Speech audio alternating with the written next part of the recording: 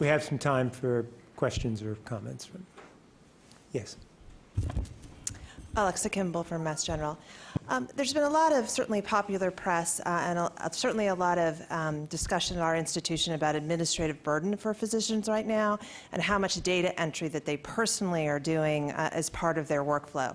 I was wondering if you'd thought about how that impacts their workflow and how actually that might be able to leverage more patient time so that actually you could prove access in a totally different dimension.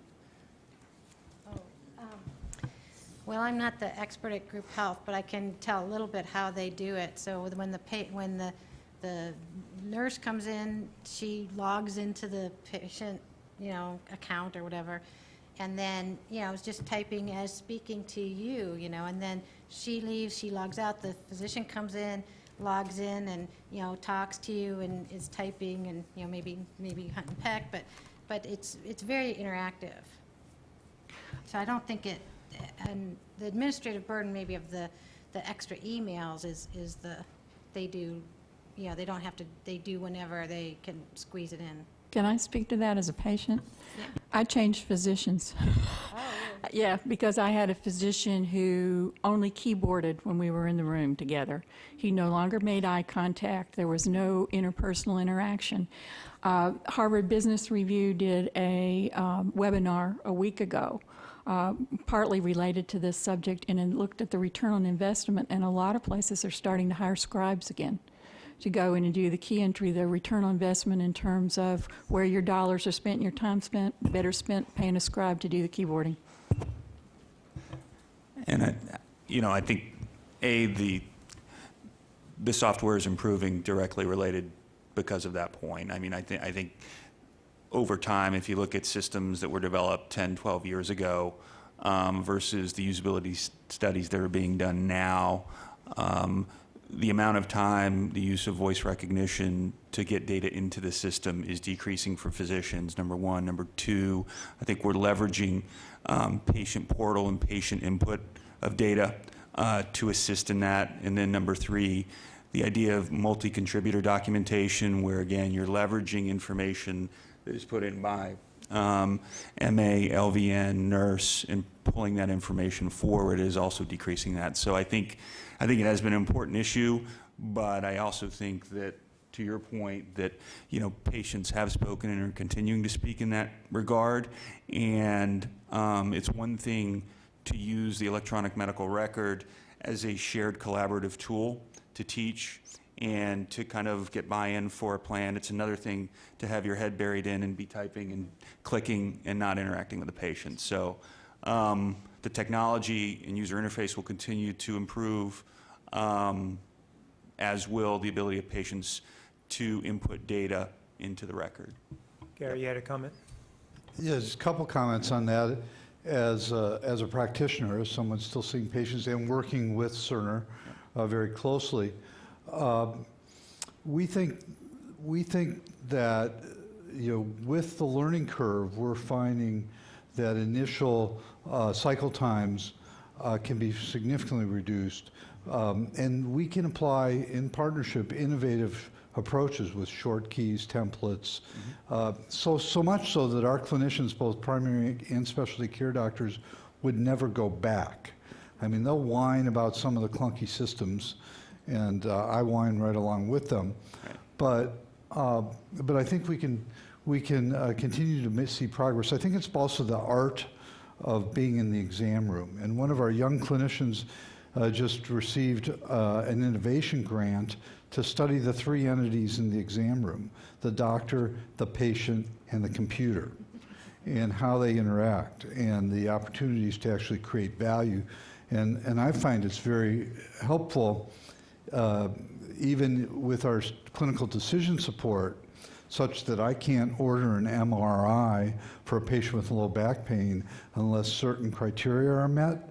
I used to think that would be something that would be very disdainful to our clinicians. They love it because it gives them a tool that they can sit down with the patient and help explain why the patient doesn't need this both costly and potentially harmful unnecessary diagnostic test. So I think there's ways over time that we can learn to make it work for us instead of against us. Let's go around Peter and then there and over there. Great presentation. And Tom, I want to build on your question that you opened up with about what's the purpose or the goal, and perhaps get the panel to think about moving away from one harm or problem to designing a system that doesn't harm and that doesn't waste. I was speaking with an engineer from the applied physics lab who humbled me after we kind of felt a little bit good about reducing infections, and he said, Peter, how many harms is a patient at risk for in chronic disease or in the hospital? I said, I don't know, about a dozen. And he said, so do you think if we put a satellite up and it didn't blow up for reason 1, but it blew up for reason 2 through 12, we'd pat ourselves on the back and say, good job, but that number 1 didn't get us? You're thinking about this completely wrong. As an engineer, we would start at the goal and work backwards. And we talk about systems engineering. My sense is we are still, though, tackling individual problems because, I mean, I'll give you an example. We played this out in the ICU where I work, and just take 12 harms. Every harm has a checklist. Every checklist has 5 or 10 items. Every item has to be done 3 or 4 times. There's about 150 screenshots that I would need to look at to see if I'm compliant, and no EMR has a visual display of if I'm doing that. It's all still human. So question about, really starting at the end game, the engineers would call it the V diagram of systems engineering, and then working backwards versus the I'm tackling this single problem. It seemed like it was directed to engineers. Well, I totally It's a agree good punt, with you. right? No, I totally I'll agree with address it. you. I mean, the 12 causes, I mean, you want to address all of them, right? Not just the leading cause. So what can we do to work backwards, I guess, is just to really, start with the conversation, like what's happening today and elsewhere, the conversation between the engineers and the healthcare practitioners and figuring out, well, what is the end game? How do we work backwards? What are the processes? How do we address each one, and what are the causes, and just a big conversation. Oh, go ahead. No, Oh, go oops. when you're. Yeah. I think the other thing is, and it's come up before, is the unintended consequences. At times, even when you kind of design the optimal system, even when we've kind of, people don't die of kidney failure anymore, but we have to deal with line infections and things like that. So the sense of, even if we kind of design the optimal system, I think there will be things that come up that maybe we didn't anticipate that we then have to almost treat on I wouldn't say an ad hoc basis, but that we'll have to react to. So I just think the complexity is such that, but I would agree with you that how do we, if we know there are, and you're more of an expert, obviously, than I am in this, but if there are, 50 things that we know produce a safe outcome, how do we start with making sure all those 50 things are done from a design standpoint in terms of facilities, patient experience, teamwork involvement, and all that? So, but big job. Yes. Big job. Thank you, and thanks to the panel. I wanted to key off what a woman over here had talked about, and that is the impact of the EHR. And I don't think we can overestimate the impact that has had on our patients through its impact on our providers. Just looking at the VA, the top 3 out of the top 4 causes of dissatisfaction for VA physicians relate to the EHR. And Jamia had a study recently that as the number of EHR functions that were turned on increased, so did physician burnout and intent to leave practice. And so that will really impact our capacity, if you will. So the answer isn't to go back, but I think it's to recognize that we're not there yet. We're in this very first generation of our EHRs, and the cost that this has had to individual patients through their physicians, I think, has been under-recognized.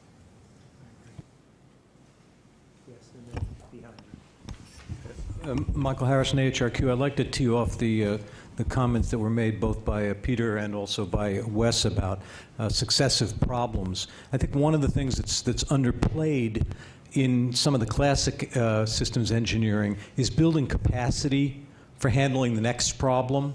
You can get a really fantastic algorithm that's going to solve a specific problem, but it doesn't generate capacity among the members of that system to deal with the next thing down the line, whether it's an unintended consequence or something else. And here I quote Patty Gabbo, who used to say, if I can't understand Six Sigma, how can I expect my staff to do it? Now, I know Patty understands Six Sigma, but the point of it is, if it's not simple enough for the staff to be engaged in it and to own it, it's not going to really work as a technique for building capacity. And we recently finished a study, and Kristen Carmen, who's here, was PI, and a paper on it's coming out fairly shortly.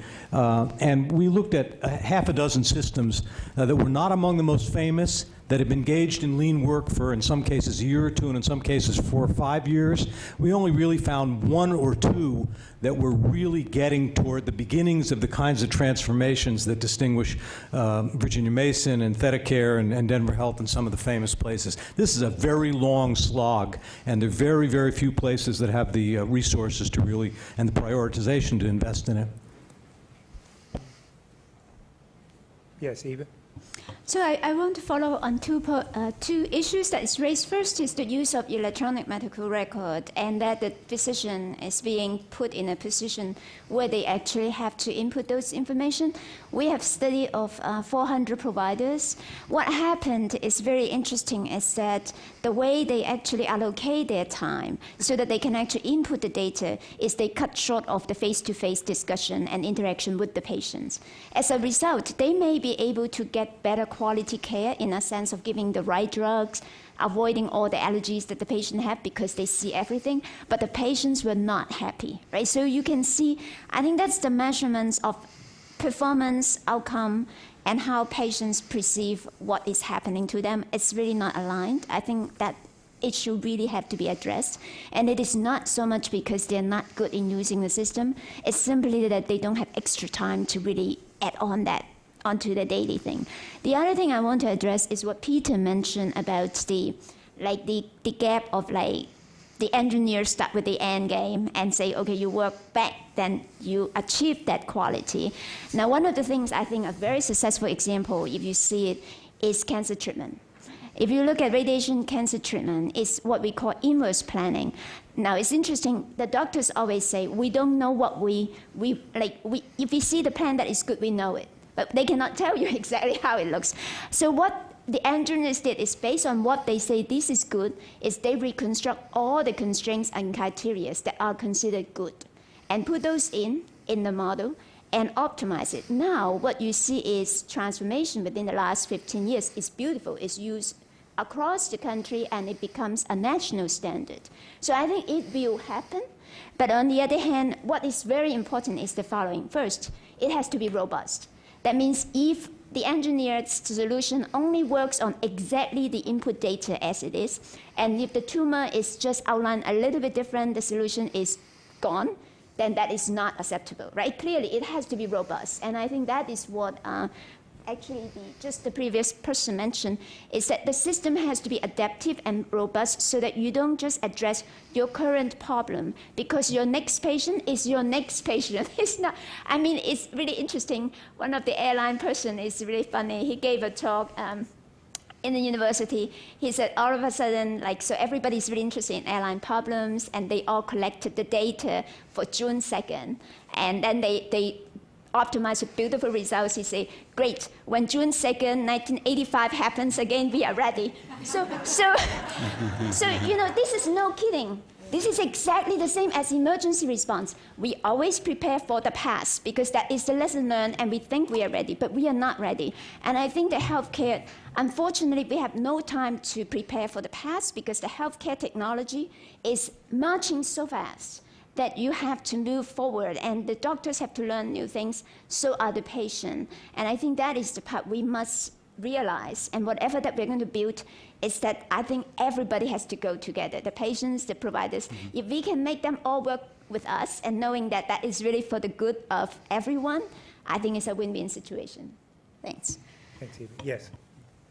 So I would, having just come off a week of intensive care service, I would underscore the 2 points that the administrative burden to physicians, again, speaking at an inpatient level, is not trivial. And I think many would clearly and unambiguously argue we've taken the highest paid people and had them perform some of the lowest paid jobs, which has jeopardized the ability to actually be at the bedside. And secondly, I still would underscore that we are in the first generation of an electronic healthcare record, and the multiple unintended consequences, particularly with the administrative burden, the documentation, the regulatory requirements, what we've done in terms of not only the patient contact, but the capacity to write informative notes. We've let expediency supplant substance. So one need only look at the copy and paste, store and forward, and the quality of notes that really creates absolute uncertainty and ambiguity in taking care of patients, which creates more wasted time. If there is an opportunity for systems engineering to really re-look at how the screens are designed to create a much more effective interface, the capacity to not have real arcane or incredibly in-depth filters that really no one uses, but to fundamentally be able to present the information in a meaningful way that can bring physicians back to the bedside, because there is a substantial amount of time taken away from the patient that creates an enormous level, I believe, of inefficiency for care, which translates into discharging patients, which translates subsequently into the ability to get patients out of the emergency room. So it's one part, and I think there would be a tremendous opportunity for systems engineering to become engaged in that whole process. Jim? Thanks, Tom. I would agree with Ken's comment, and I appreciated Zelda's example. I think this Is was your microphone on? I think Zelda had some excellent examples of methods. I mean, the panel is technical approaches, so some technical engineering approaches to scheduling. And I would add one more in addition to Ken's, which is, it seems like most of our thinking is around how do we more efficiently or optimally get the defined work done? And I think the other opportunity is to use engineering methods to help define what work needs to be done, specifically looking at unnecessary utilization, classifiers. You can think of this as logistic regression, but certainly other methods from machine learning, support vectors, and so on, to help predict sort of what retrospectively would have been deemed unnecessary or better handled via lower cost, better access type of technology. All sorts of opportunity there that opens up in terms of threshold optimization, signal detection theory, on. And I don't think as engineers we should get locked into, here's the defined work, how do we optimally deploy this across our manufacturing plant? The bigger question is, what doesn't need to be done? The other comment I would make is to reframe Peter's comment a little bit around design. I mean, there are systems improvement methods, technology type methods. There are systems engineering or optimization methods, and then there are system design methods. And these are both overlapping but different. And sometimes I think we're talking about them all as the same thing. And I think some of our thinking could be strengthened if we acknowledge that design is different from improvement. They're both useful, but they are different. So one thing I would say, when in the optimization, usually people, when they say optimization, they're referring to a single metric. But in fact, there's lots of trade-offs, and people are talking about multiple objective optimization. And I think in healthcare situations, we really have to be clear about, well, we talked about metrics, but if we're going to optimize, what do we mean optimize? What are we optimizing?